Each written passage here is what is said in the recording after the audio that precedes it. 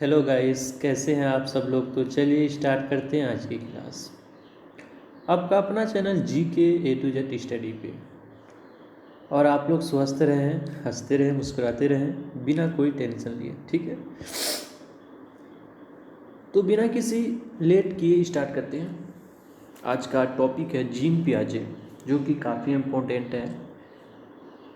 इससे क्वेश्चन आते हैं, इसको आप लोग मिस नहीं कीजिए, इस वीडियो को पूरा देखिए, ठीक है।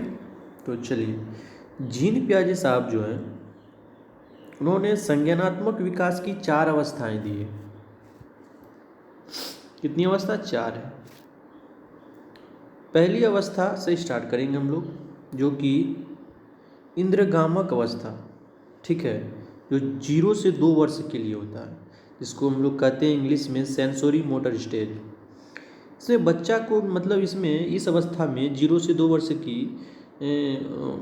अवस्था में बच्चा का मतलब डेवलपमेंट क्या क्या होता है उसके बारे में इसमें बताया गया है जीन पियाजे के अनुसार। उन्होंने अपनी शोध के अनुसार बताए हैं। संवेदनाएं उसके अंदर आ जाती है, ठीक है, मतलब कि फीलिंग, वो संवेदनाएं आ जाती है। प्रवृत्ति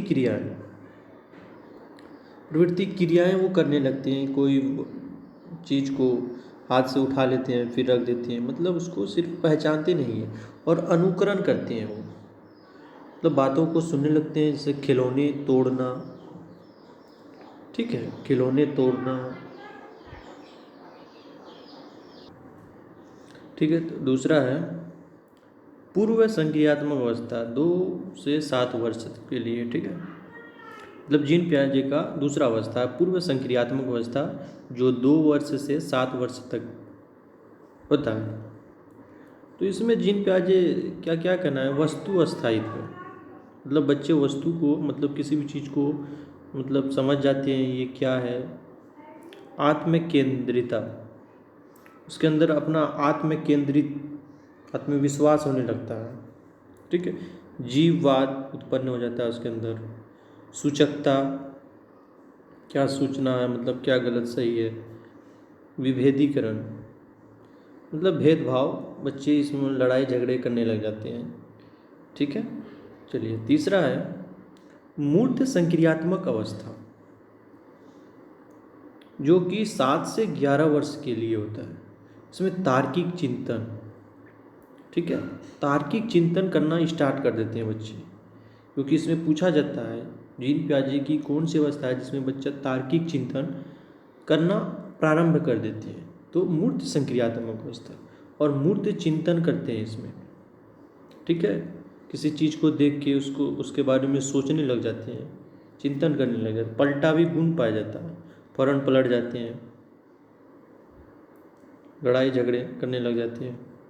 गणितीय संक्रियाओं का ज्ञान, मतलब गणितीय संक्रियाओं का ज्ञान, इसमें वो गणित को समझने लग जाते हैं, उसका ज्ञान धीरे धीरे समझ में आने लगता है। चलिए, तो लास्ट है ये, फोर्थ है अमूर्त संक्रियात्मक अवस्था, ठीक है, जो कि 11 से 18 वर्ष तक के लिए होता है। एग्जाम में पूछा जाता है 11 से 18 वर्ष के लिए। अमूर्त चिंतन करने लग जाता है, मतलब सोचने लग जाता है, मतलब बिना किसी वस्तु को देखे हुए, मतलब उस वस्तु के बारे में चिंतन कर रहा है। अमूर्त चिंतन, बिना किसी वस्तु को छुए देखे हुए, उसी को बोलते हैं अमूर्त चिंतन। कल्पना करना, मतलब वो कल्पना करने लग जाता है, ऐसा होता है वैसा। संज्ञानात्मक विकास की परिपक्वता, मतलब परिपक्व हो जाते हैं पूरा इस अवस्था में, सब कुछ समझने लग जाते हैं, चिंतन करने लग जाते हैं। तो ये 11 से 18 वर्ष तक की इस अवस्था ये होती है, ये अवस्था। चलिए, अब भैया समावेशन। समावेशन क्या है? सम्मिलित रूप से मिलाना, समावेश करना, पूर्व ज्ञान का प्रयोग करते हुए नए ज्ञान को जोड़ना, मतलब उसमें जोड़ देना है, समावेश कर देना, उसे समावेशन कहते हैं। मतलब पूर्व में जो ज्ञान प्राप्त किए बच्चे, उसको करते हुए नए ज्ञान को जोड़ना, ठीक है। समायोजन क्या है? तथ्यों चीज़ों को स्वीकार लेना, समायोजन है। स्वीकार कर लिए कि ये सही है, वो समायोजन कहलाता है वो। और समावेशन मतलब पूर्व का जो ज्ञान मिला है, आधा अधूरा है, उसमें नए ज्ञान को जोड़ा जाएगा, पूर्ण हो जाएगा, तो उसे समावेशन कहते हैं। ठीक है, चलिए।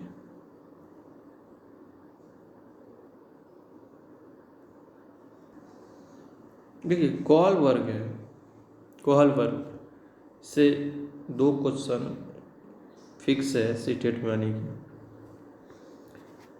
इन्होंने अपनी नैतिक अवस्था दी है, 3 अवस्था दी है नैतिक विकास की। कोहल वर्ग ने कौन सी अवस्था दी है? नैतिक विकास की 3 अवस्था दी है। पूर्व परंपरागत अवस्था, इसका फर्स्ट है अवस्था है पूर्व परंपरागत अवस्था, जो कि 3 या 4 वर्ष से 10 वर्ष तक इस अवस्था का टाइम है। इस अवस्था के द्वारा बताया गया है दंड, आज्ञाकारिता, तो बच्चों को दंड इसमें मिलता है, मतलब कुछ वैसा करते हैं तो आज्ञाकारिता मतलब बात नहीं सुनते हैं, डर की भावना होता है, पुनर्बलन फिर से कोई काम को करने की उसमें ये होती है, पुरस्कार के लिए बड़ों का दबाव।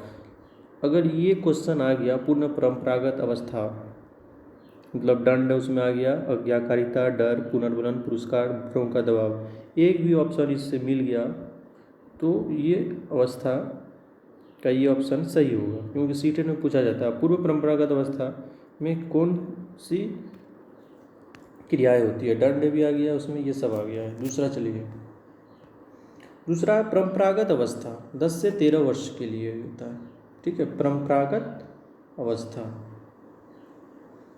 इसमें क्या है, 10 से 13 वर्ष के लिए है समाज के अनुरूप उत्तम लड़का लड़की परंपराएं, सामाजिक नियम, मतलब समाज के अनुरूप जो है उत्तम लड़का लड़की परंपराएं, जो समाज का नियम है उसके अनुसार चलना है। ठीक, पूछ दिया क्वेश्चन कि समाज के अनुसार उत्तम लड़का लड़की मतलब कोहल वर्ग के कौन सी अवस्था में, क्या अवस्था के अंतर्गत आते हैं, तो ये परंपरागत अवस्था के अंतर्गत आते हैं। ठीक है, परंपरागत अवस्था 13 वर्ष से ऊपर के लिए ये, मतलब समाज कल्याण के बारे में ज्ञान हो जाता है, वैधानिक नियम क्या है, व्यापक विचार, मतलब अपना विचार प्रकट करने लगते हैं वो, निर्णय लेने की मतलब अपने से मतलब सेल्फ अपना निर्णय लेने लग जाते हैं, परिपक्व हो जाते हैं वो, परंपराओं से ऊपर उठ जाते हैं, ऊपर उठ के कोई काम करते हैं वो। ठीक है, तो ये 3 अवस्था इसका फाइनल हो गया, जो कोहल वर्ग ने 3 अवस्था दिया है। इससे क्वेश्चन बनता है। अब देखिए जो मोस्ट इम्पोर्टेंट टॉपिक है, जीन पियाजे, कोहलबर्ग, वाइगोत्स्की, इससे क्वेश्चन 100% आते हैं। ठीक है, वाइगोत्स्की जो है सामाजिक सांस्कृतिक विकास का जो सिद्धांत दिया है इस पे फोकस किया है। वाइगोत्स्की का कहना है कि बच्चे समाज में रह के सीखते हैं, उसके सांस्कृतिक मतलब सामाजिक वातावरण जैसा मिलेगा बच्चे उसके अंदर ही रह के वैसा ही सीखेंगे। ठीक है, तो उसका जो फोकस था मेन समाज पर परस्पर अंतःक्रिया करके, बच्चे आपस में माता पिता के द्वारा परस्पर अंतःक्रिया करके वो सीखते हैं, सामूहिक सामाजिक, इस पे भी ध्यान दिया गया है।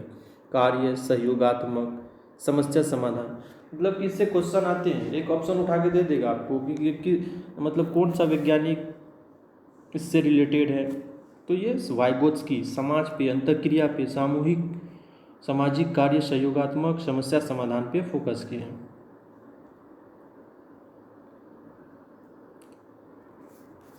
जो भी पहली बार इस चैनल से जुड़े हैं और आगे जो भी वीडियो आने वाली है उसको अगर आप मिस नहीं करना चाहते हैं तो इसके लिए आपको सब्सक्राइब करना होगा और बेल आइकन प्रेस कर दें, जो कि आपको नोटिफिकेशन मिलती रहे। ठीक है, इसका कोई चार्ज नहीं है, इतना तो कर ही सकते हैं आप लोग। और अपने दोस्तों को जोड़ें, जो भी आपके भाई बहन हैं जो कि इसकी तैयारी कर रहे हैं, ठीक है, उसको जोड़ें। चलिए, जेनेटिक्स एंड इन्वायरमेंट, ठीक है, इससे ये बहुत ही इम्पोर्टेंट टॉपिक है, से क्वेश्चन आना ही है, निश्चित है। जेनेटिक्स एंड इन्वायरमेंट, आनुवांशिकता एवं वातावरण। ठीक है, आनुवांशिकता एवं वातावरण हमेशा एक साथ चलने चाहिए, किसी एक के भी विचलित होने पर बच्चे का विकास प्रभावित हो सकता है। मतलब कि आनुवांशिकता जो है वो बच्चों के माता पिता से आती है, और इन्वायरमेंट बच्चे जैसा रहेंगे इन्वायरमेंट में वैसे, ये दोनों एक साथ चलनी चाहिए। अगर एक साथ नहीं चलेंगे तो बच्चों के विकास प्रभावित हो सकते हैं। ठीक है, देखिए अनुवांशिकता बालक की मूल प्रवृत्तियाँ। अनुवांशिकता क्या है? ये बालक की मूल प्रवृत्ति है। ठीक है, मूल प्रवृत्ति में से एक अनुवांशिकता है। और वातावरण, बाहरी दुनिया से संबंधित या दुनिया के द्वारा प्रभावित।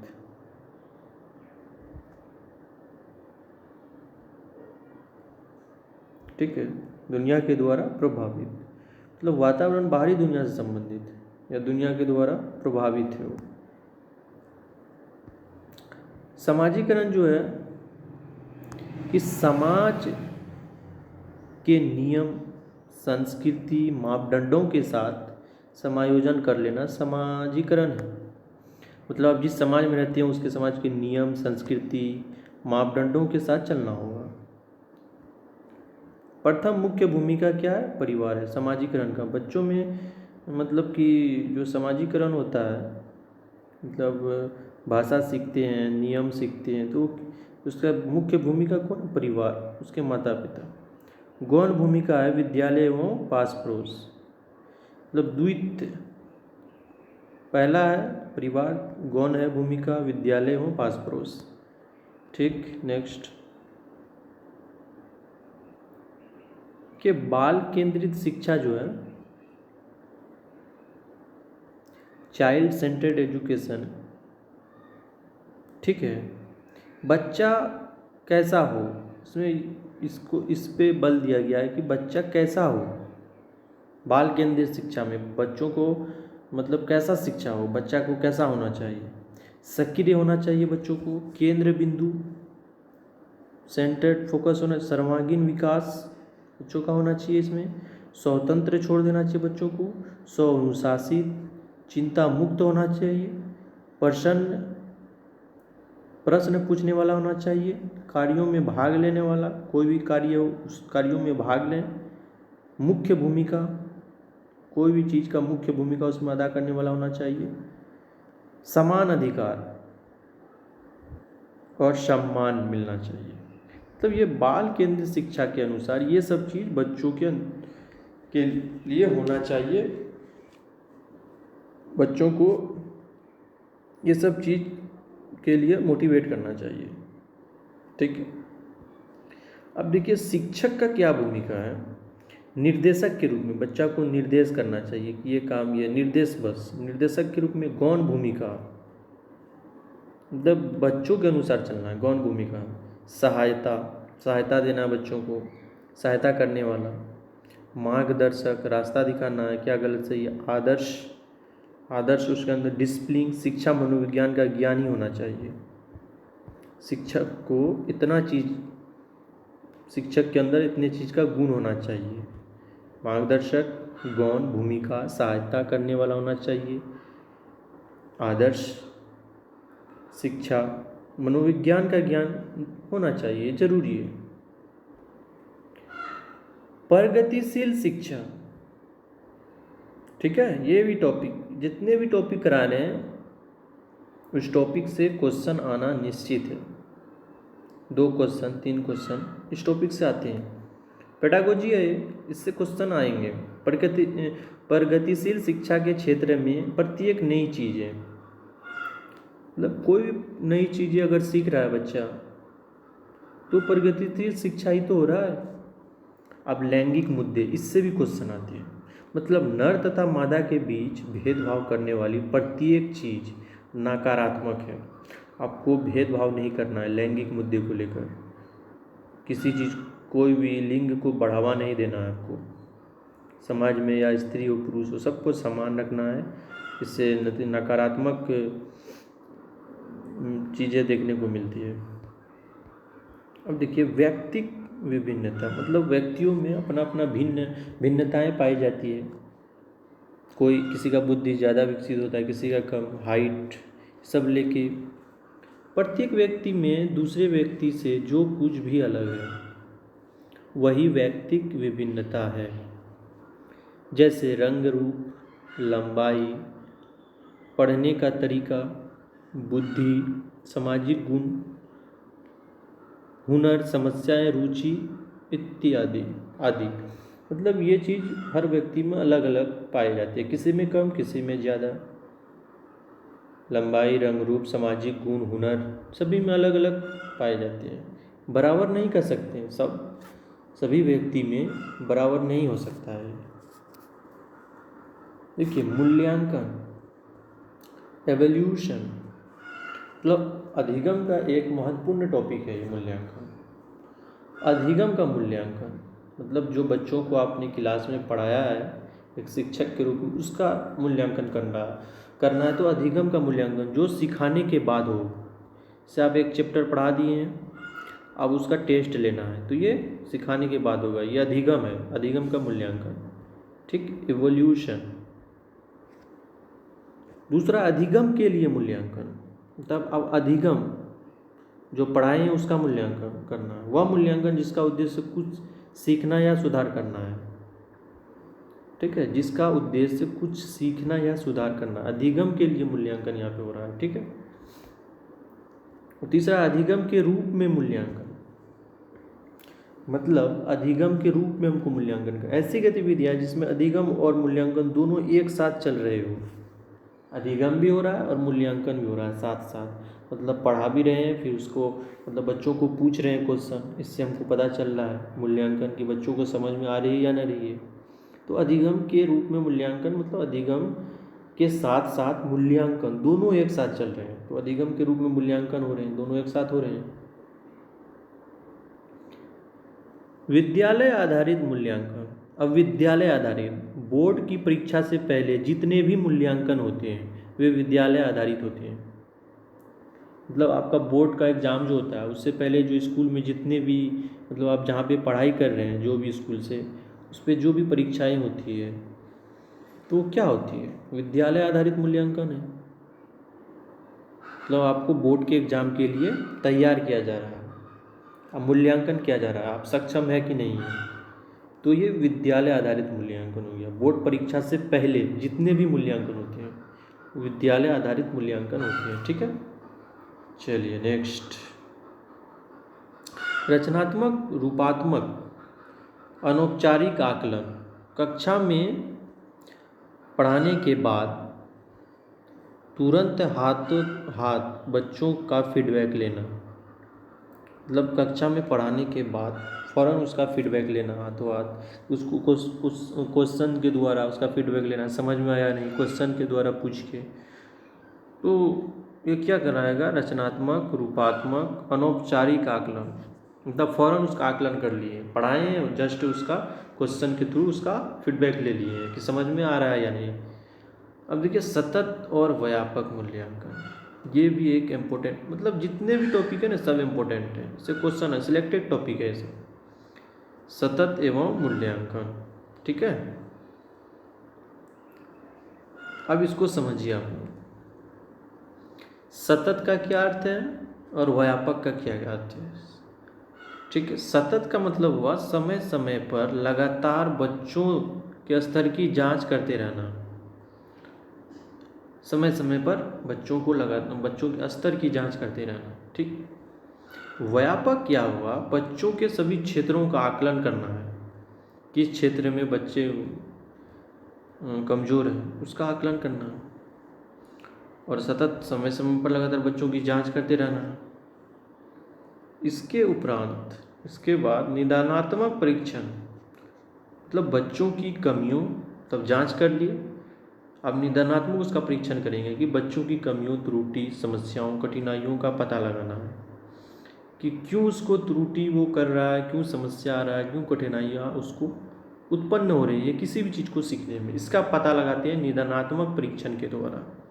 क्वेश्चन उठा के पूछ देगा कि बच्चों की कमियों का, त्रुटियों का, समस्याओं का, कठिनाइयों का पता लगाया जाता है, तो कौन सा परीक्षण के द्वारा, निदानात्मक परीक्षण के द्वारा। ठीक है, अब निदान करिएगा ना उसका। अब ये पता लगा लिया आप निदानात्मक परीक्षण के द्वारा, उसके बाद आपको उपचारात्मक शिक्षण, उन कमियों को दूर करना है उपचारात्मक शिक्षण देके, ठीक है। उन कमियों को आपको दूर करना है। उपचारात्मक शिक्षण मतलब निदानात्मक शिक्षण के द्वारा आप कमियों का पता लगाए हैं, अब उसका उपचार करना है। तो कमियों को दूर करने के लिए उपचारात्मक शिक्षण, ठीक है। अब देखिए समावेशी शिक्षा, ठीक है। समावेशी शिक्षा सबको समान रूप से एक ही स्थान पे दी जाने वाली शिक्षा बिना किसी भेदभाव के, तो ये समावेशी शिक्षा कहलाती है। तो सभी प्रकार कोई भी बच्चा को हो एक साथ समान शिक्षा देना, एक स्थान पे बैठा के बिना किसी भेदभाव के, उसे समावेशी शिक्षा कहती है। आप लोग को जितने भी इसमें टॉपिक पढ़ाया गया है वो काफ़ी इम्पोर्टेंट है। 2 बार 3 बार वीडियो को देखें और समझने की कोशिश कीजिए और चैनल से जुड़ें। सब्सक्राइब कर लीजिए अगर अच्छा लगा हो तो, ठीक है। नेक्स्ट वीडियो में फिर मिलते हैं।